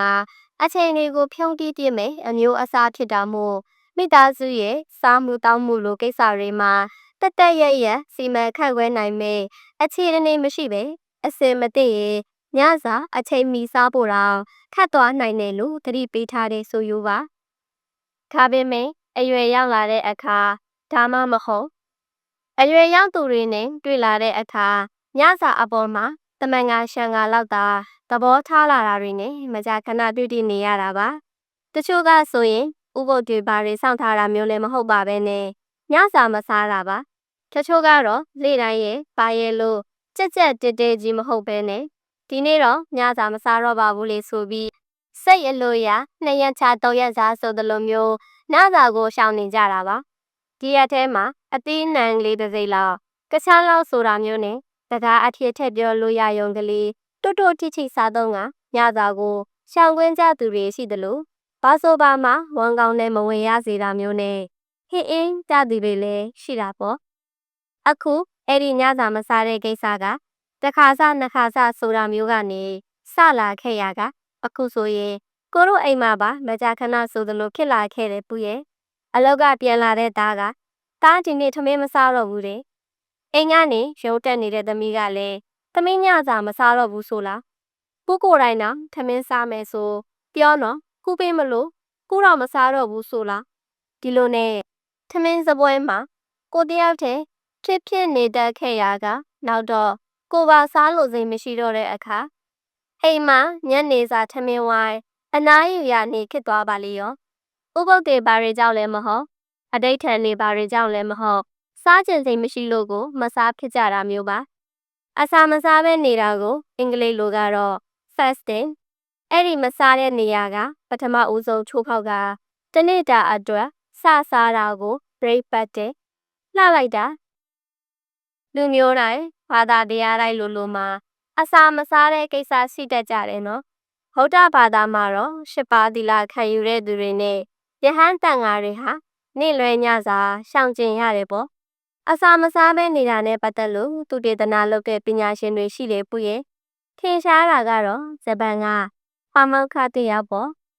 Yoshinori Osumi တဲ့သူက cell biologist ဆိုတော့ cell တွေနဲ့ဆိုင်တဲ့ဇီဝဗေဒပညာရှင်ပေါ့နောက်ပြီးတိုကျိုနည်းပညာတက္ကသိုလ်မှာလည်းပါမောက္ခတယောက်ပေါ့သူက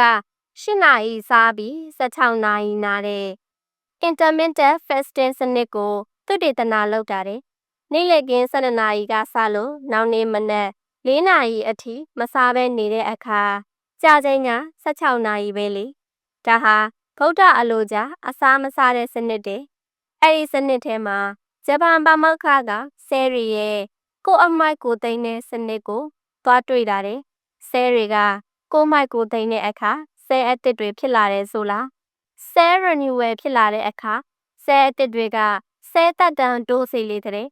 လူပိန်းစကားပြောရရင်လူပြိုမယ်လန်းဆန်းမယ်တာရှည်ခံမယ်ပေါ့ဖူးရဲ့ဂျပန်ပါမောက္ခ Yoshinori ဟာအဲ့ဒီဗုဒ္ဓအလိုကြ8 နာရီစား16 နာရီနာစနစ်ရဲ့ကိုမိုက်ကိုသိမ်းဆ ဆဲစနစ်လုပ်ငန်းကိုသုတေသနလုပ်ရင်းက2016မှာနိုဘယ်ဆုကိုရရှိခဲ့တာပါ။ခုရေဝန်တိန်ပြီးတဲ့အခါတစ်တီဖြော်ရည်လိုမျိုးတူတူထောင်ထောင်မုတ်ပဲတရေစာလိုမျိုးကလေးတွေနဲ့အိမ်အောင်ဝင်ကြရတဲ့နေ့တွေရှိသလိုဟာမမစားပဲနဲ့အိတ်ချိန်ရောက်ကြရတဲ့နေ့တွေလည်းရှိခဲ့တာပေါ့။တခုတတိထားမိတာကအဲ့ဒီလိုညတွေဆိုရင်တော်တော်နဲ့မအိတ်ချင်တတ်ဘူးနော်။စာဖတ်လို့ကောင်းလိုက်တာလန်းဆန်းလို့ပေါ့ပါလို့ကြည်လင်လို့ပေါ့ပလက်လှမ်းပြီးဘိုက်ကိုချက်လိုက်ရင်ပါးဖြတ်ပြီးဘိုက်ထဲမှာဘာမှကိုမရှိတာလောကုတ္တရာကိစ္စတွေအသာထားလို့လောကီလူဟုဘဝမှာပါအဲ့ဒီမစားပဲနေတဲ့အချင်းဟာအကျိုးရှိလိုက်တာနော်ကိုတို့ပူတို့တွေဟာရှုပ်ထွေးပွေလီလာတဲ့လူရန်နေရကြီးထဲမှာဝင်ရောက်လက်ပတ်နေကြတာမို့အချင်းတစ်ခုဟာကာလဒေသမရွေအဝင်ကွင်ကြားဖြစ်ချင်မှတော့ဖြစ်တတ်တာပေါ့ဒါပေမဲ့အခြေအနေကမျက်နှာသာပေးတဲ့အခါရန်ခဆိုသလိုကိုတို့တွေအခုလိုပဲညစာလေးတွေလွတ်ထားကြရအောင်ရင်းနှီးချမ်းကလေးတော့တောက်ချင်လဲတောက်မယ်ပေါ့သမီးတို့သားတို့ကတော့လူငယ်တို့တဘာဝဝါမှာစိုးတာတို့ဘာကြောင့်လို့မစားကြတာနေမှာပေါ့နောင်ကြတော့လေအစားမစားခြင်းရဲ့ဒီထက်လေးနက်တဲ့ကိစ္စတွေကိုသူတို့တွေတူးဆွားမိကြပါလိမ့်မယ်ပေါ့ဘာပဲဖြစ်ဖြစ်အခုတော့ဖြင့်ဘဝတာအတွက်တခါညစာလေးခတ်လိုက်ကြရအောင်မပင်ပန်းအောင်အမြင်တန်းလိုက်ကြစို့ဟူးရင်အတူအမြုပ်အဖြစ်နဲ့စားဖို့တခွားသီးတွေပါလာတဲ့အခါအခွန်ကိုနှွာနေတာမျိုးတင်နေတာမျိုးတွေ့ခဲ့ရင်ကိုတော့တအားကိုအသေးရတာပဲဟုတ်တယ်ထမင်းဆိုင်ကတိုးစရာပကံထဲမှာကျက်စီထမင်းဦးလိုမျိုးခောက်ဆွဲကြောကြာစံကြောလိုမျိုးအထဲမှာကအကျဉ်တုပ်ကလေးထဲမှာထမင်းပေါင်းထဲမှာတခွားသီးကလေးတွေပါတတ်တယ်အကုန်လုံးအခွန်ကလေးတွေနှွာလို့တရက်တယ်တန်ရှင်တယ်စားသုံးသူကိုဂယူးဆိုင်တယ်ဒီလိုမျိုးသတင်းပါတယ်လို့ထင်ပါရဲ့ပိုကတော့ဟိုးခက်ငယ်ကလေးကပဲတခွားသီးကလေးတွေကိုထိတ်ကနေပြက်ရေစင်ဆေးပြီးဒါအခုမှနှွာမနေပဲတကြွကြွကိုက်စားပစ်လိုက်တာပဲတကန်ညောင်ဦးပုတ်ပုတ်ကူရင်းချံမုံရွာစတဲ့အညာဘက်ရောက်တဲ့အခါအဲ့ဒီအရက်ကတပွားကလေးတွေကတစ်ကြစ်ကလေးတွေစားလို့ကောင်းလိုက်တာဘာမှမပြည့်ရဘူးဒါကြောင့်ကိုကတော့အိမ်မှာတခွားသီးလေးရဲ့အခွန်နှွာမနေပဲအမြင်ကိုနှမျောတာအခွန်ထဲမှာပါသွားမဲ့အမြင်ကိုစားကျင်တာပိုက်ပါလေပူတို့ကိုတို့အတိမိတ်ဆွေတွေထဲမှာဝမ်းနဲ့ပတ်သက်လို့ပြဿနာနည်းနည်းရှိတဲ့သူတွေကိုခဏတွေ့ဘူးခဲ့ကြရတယ်နော်တယောက်ကဆို3-4ရက်လောက်နေမှဝမ်းတစ်ခါသွားတဲ့နောက်တစ်ယောက်ကြတော့နေ့တိုင်းဆေးတောက်ရတယ်ဆေးမတောက်ရင်ဝမ်းမသွားတော့ဘူးနောက်တစ်ယောက်များကြပြန်တော့ဝမ်းချုပ်လွန်းရကဦးလန်းတောင်းမှာပါပြဿနာဖြစ်ကဖျားဆိတ်ရတဲ့အထိရောက်ပါလေရော Digest System နဲ့အစာချေစနစ်ဟုတ်ပါတယ်အစာချေစနစ်ကိုအထအကူပေးတဲ့အမြင်ဓာတ်တွေကိုပိုတို့တွေအလဟတ်လုပ်ပြနေကြရကအဲ့ဒီဝမ်းချုပ်တဲ့ပြဿနာမျိုးတွေတက်လာခဲ့ကြရတာပဲကိုတို့သိကြိုက်တဲ့အညွန့်တွေဘူးညွန့်တွေဟယုံညွန့်တွေကော်ရခါညွန့်တွေရင်းနှီးထဲမှာစားကလေးခတ်ပြီးပြုတ်လိုက်ရင်စိမ့်ဆိုလို့တိုးမြုပ်ကလေးလှုပ်စားရရင်ထမင်းမိန်လို့ပေါ့ကြော်ချက်ကလေးချက်စားရင်လည်းကောင်းတာပဲဒါပေမဲ့အမြင်ကိစ္စဘာညွန့်မဲဖြစ်ဖြစ်တင်လိုက်ကြရတာတော်ရုံသိယုံမဟုတ်ဘူးရဲ့တိတ်ကိုရင်လွန်နေဆိုရင်တော့လည်းထားပါတော့သူကအမြင်တတ်ကြွယ်ဝတဲ့အညွန့်ကလေးတွေပဲစားပစ်ပေါ့အစာချေစနစ်သိကောင်းတာပန်းသည်ကိုတို့တွေအခွန်မနာကြဘူးစိတ်ပြီးတကြွကြွစားမှာပဲမလကာသည့်ဒီတိုင်းပဲတရက်သီးစိန်ထို့နီးတူစွာပေါ့ခေါ်တခွားသီးတို့ဘူးသီးတို့ကိုမုံနှစ်လူပြီးတော့ကြော်တဲ့အခါမှာလဲအခွန်မနာကြဘူးဗျာဟင်းချက်တော့မှဘာလို့နှွာနေကြတာလဲအဲ့ဒီအခွန်တွေဟာအမြင်ခေါ်ဖိုင်ဘာဓာတ်တွေပဲပြီးတော့ပိန်းနေသည့်နုနုကလေးတွေကိုကိုတို့ပြုတ်တို့ကြတယ်တချို့ဟင်းချက်စားကြတယ်အမြင်ဓာတ်တအားကိုကျွဲဝတဲ့အစားအစာတွေအများအမြင်မှာတော့တဖားတို့လိုမလကာတို့လိုပန်းသီးတို့လိုအသီးတွေကိုအခွန်ကလေးမှမနှွာပဲသူတို့ဖယုံတို့လိုအညွန့်တွေကိုအကျော်ကလေးမှမသိမဲစားဖို့တောက်ဖို့ပြင်ဆင်လာခဲ့ရင်အပြင်းထူတယ်ပေါ့ပေါ့တန်နဲ့ဘာညာနဲ့ရှုပ်ရှာဖြစ်ကြလိမ့်မယ်နော်ကိုကတော့လာခဲ့အခွန်လာခဲ့အကျော်လာခဲ့အမြင်ပဲပူရဲ့အစာချေစနစ်ကောင်းမွန်ပြီးချုပ်တာတွေချဲတာတွေမရှိတော့မှလူတဘာဝကိစ္စတွေကရှော့ရှုဖြစ်ကြရတဲ့နေမဟုတ်လားစေးချင်းလောင်းဆွဲတဲ့သူနာပြုဆရာမနဲ့ရောင်းမကင်ခါတဲ့ဆရာဝန်ဖူးရင် ကိုရိုအိမ်နဲ့မလန်းမကန်းစီကအမျိုးသမီးခက်ရွယ်ကလေးတစ်ယောက်ကိုပူတတိထားမိသလားမပြောတတ်ဘူးလမ်းထိပ်နားစီကကလေး၃ယောက်နဲ့အမျိုးသမီးလေသူ့ကလေးတွေကတိတ်ပြီးတော့မကြီးတက်လှသေးဘူးအကြီးဆုံးသမီးကလေးကမှ၈တန်းလားထဲမှာရဲ့နောက်တော့မှအလက်သားလေးက၄တန်းနဲ့အငယ်ဆုံးသားလေးက3-4နှစ်သားကြားမနေသေးတဲ့အရွယ်ပေါ့ရကြလုပ်တဲ့သူကအပြင်ထွက်ပြီးအလုပ်လုပ်နေတဲ့သူဆိုတော့မရှိမရှာတီးပြေးလဲလဲမိသားစုပါပဲဖူးရဲ့ဒီနေရာမှာအပြင်ထွက်ပြီးအလုပ်လုပ်တယ်ဆိုတာကနိုင်ငံခြားသွားပြီးအလုပ်လုပ်နေတယ်လို့ဆိုလိုတာမှန်ဖူးသိမှာပါထားပါတော့ရန်ကုန်မြို့ပေါ်မှာအိုးပိုင်အိမ်ပိုင်ကလေးနဲ့မတောင်းမတမကြောက်မကြနေနိုင်တဲ့မိသားစုကလေးမို့အဆဆအရာရာပြည့်စုံတဲ့မိသားစုလေးလို့ပဲလွယ်ပြောလိုက်ကြပါစို့ဖူးရဲ့ဒါပေမဲ့စစ်စစ်ဆက်ဆက်တေးသေးချာချာအကဲဖြတ်သုံးသက်ပြောကြစတဲ့ဟိဆိုရင်တော့အဲ့ဒီလိုမဟုတ်တော့ပါဘူးအဆဆအရာရာတော့ဖြစ်ဘယ်မှာပြည့်စုံပါမလဲလေမတောက်တင်းတော့မကြက်ခိုင်တော့မဖွင့်ပြို့တော့ကြုံလီသေးကွေးဖြောတော်လာတဲ့ကျမရေးတွေနဲ့မိသားစုပဲပေါ့ဒီမျိုးသမီးကစားမှုတောက်မှုအတွက်အချိန်ပေးပြီးစီမံခန့်ခွဲတာကိုအပူအလုံးငွေကြီးကိုဖြုံတီးပစ်တဲ့အလုပ်လို့ထင်နေပုံရတယ်ဆိုကြပါစို့သမီးအကြီးမလေးကမိမိကျောင်းသွားတော့မယ်လို့ဆိုခဲ့ရင်ကျုပ်တလုံးကိုစီဘူးအိုးတဲ့ရှဲကနေပြစ်ထည့်ပြီးထမင်းမှုပြင်မေးလိုက်တာပါပဲတခါကြတော့လေမလှမ်းမကန်းကုံစုံဆိုင်ကနေအစင်တစ်လက်ဖက်တော့တထုပ်ပြီးဝဲထမင်းမှုတဲ့ဖောက်ထည့်ပြီးရင်ကျောင်းသွားတော့လွယ်လိုက်တာအိမ်မှာမနက်စာပါညာစားတော့လေထုံးစံအတိုင်းကုံစုံဆိုင်ကနေအာလူးကြော်တထုပ်ပြီးဝဲထမင်းပကံနဲ့ဖောက်ထည့်မိသားစုဝိုင်းဖွဲ့စားလွယ်လိုက်တာဒါကြောင့်မို့ထင်ပါရင်သူကလေးတွေဟာကြုံလီလို့တေးကွေးလို့ဖြော့တော့လို့ညှိုးနှမ်းလို့ချောင်းတဟုတ်ဟုတ်နာရီတဆူဆူတော်ကြနေအရေးပြားပေါ်မှာရှားနာကလေးတွေပေါက်ပြန်တဲ့တော်ကြနေဝမ်းပြက်လို့စေကံပြေးရပြန်တဲ့တော်ကြနေဆရာဝန်ကအားစေးပေါင်းစုံကိုညွှန်လိုက်ပြန်တဲ့ခတ်တာကဆင်းရဲလို့နွမ်းပါလို့မပြေလဲလို့မကြွေးနိုင်မမွေးနိုင်တဲ့အခြေအနေမျိုးမဟုတ်ပဲမသိလို့နင့်နေရတဲ့နှွန်ကြီးဟူရဲ့ကျောင်းပညာကလည်းကောင်းကောင်းမတက်စာနဲ့ပေနဲ့ထက်ဟက်မဟက်ဆိုတာကလည်းမရှိတော့လူဆိုတာဗိုက်စာရဲ့တွေ့ကြရကောက်ဝါအလုပ်ဖြစ်တယ်လို့ထင်နေတာအယိုးငုံလက်ပြင်ကိုင်းမျက်တွင်ဟောက်ပတ်နဲ့အသားရည်ဖြူဖက်ပူရောပေါ်မှာခင်မီအဝတ်အစားတွေရွှေတွေအပြားလိုက်ကတ်ထားပေမဲ့လည်းဘယ်လိုမှမလနိုင်ပါဘူးလေတချို့အိမ်ရှင်မတွေများကျမ်းမာရေးအတီတိတ်ရှိတာပဲကုရဲ့အငန်းဟာသွေးတို့အတွက်အန်ဒီရဲ့ရှိရဲ့ဆိုတာသိထားတော့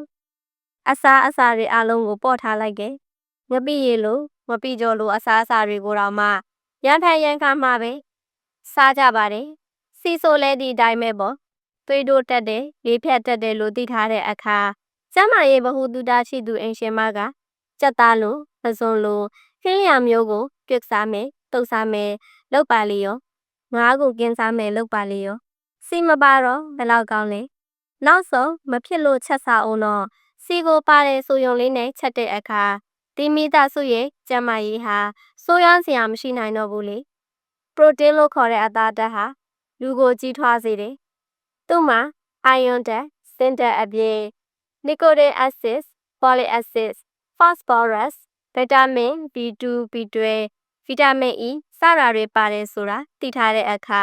ကြောက်ဝက်အမဲသွန်းစိတ်တို့လိုအစားအစာတွေအပြင်ဘယ်မျိုးမျိုးကိုချက်ကျွေးဖို့ပြင်ဆင်မှာပဲကောဒီလိုပဲကယ်ဆီယမ်ဟာအယိုးအစစ်တွေကိုတမ်းမာစေတယ်လို့သိတဲ့အခါကယ်ဆီယမ်များပါတယ်အယိုးပါဝါစားလို့ရတဲ့ငါးကလေးတွေအစိမ်းရောင်ရှိတဲ့အသီးအရွက်တွေနိုးထွက်ပစ္စည်းပဲအမျိုးမျိုးကိုဒီအိမ်ရှင်မကဈေးကနေပါအောင်ဝဲမှာပဲအသေးအနီရောင်အသားနဲ့အသီးအရွက်ထဲမှာတန်တက်ပါတယ်ဆိုတာသိတဲ့အခါအသားနဲ့ပင်လယ်စာထဲမှာဇင်းတက်ပါတယ်ဆိုတာသိတဲ့အခါရေညှိရေမော်နဲ့နို့ထဲမှာအိုင်ယိုဒင်းပါတယ်ဆိုတာသိတဲ့အခါဒါတွေကိုအိမ်သူအိမ်သားတွေစားဖြစ်အောင်သူဝဲမယ်ချမ်းမယ်ချက်မယ်ပြုတ်မယ်ပေါ့အသီးအနှံတို့အသီးရွက်တို့ထဲမှာဗီတာမင် A, E, C, K, B12 နဲ့ပေါ်လီအက်ဆစ်တွေပါမှန်းသိတဲ့အခါချက်မောင်တွေကစိုးတွေကမွန်းကျင်တွေတန့်တလွန်တွေဟင်းနုနယ်တွေတံမယာတွေဟန်ခါတွေဦးတွေဖယုံတွေကင်းမုံတွေသူ့ဝဲမှာတေးချပါတယ်ဗီတာမင် D အတွက် အသေးတွေဥတွေကိုလည်းသူချက်စားမှာပဲပြောရရင်ဖူရဲ့မိသားစုတစုကျမ်းမာကြံ့ခိုင်အောင်ကြုံရင်ဖြော့တော့အောင်အိမ်ရှင်မရဲ့ဈေးချင်းတောင်းနဲ့မိဖို့ကြောင့်တဲကရှောင်းမကအများကြီးဖန်တီးနိုင်တာမြေကြီးလက်ခတ်မလွဲပဲပေါ့သွေးတိုးချင်သလားစီးကြိုဖြစ်ချင်သလားလေဖြတ်ချင်သလားအသားရည်မကောင်းချင်ဘူးလားစပင်မတန်ချင်ဘူးလားရက်စိမုံချင်သလားအယုတ်ပြော့ချင်သလားကြောငေးချင်သလားခွန်အားရုပ်ရောချင်သလားတော်တော်များများကိုကိုတို့အိမ်ရှင်မတွေရဲ့ဈေးချင်းတောင်းနဲ့မိဖို့ကြောင့်ကဖန်တီးနိုင်ငယ်လေဒါကြောင့်အိမ်ရှင်မဆိုတာသူနာပြုတက္ကသိုလ်မတက်တဲ့သူနာပြုဆရာမ MBBS ဘွဲ့မရတဲ့ဆရာဝန်မကြီးတွေလို့တောင်တင်စားလိုက်ချင်ပါလေ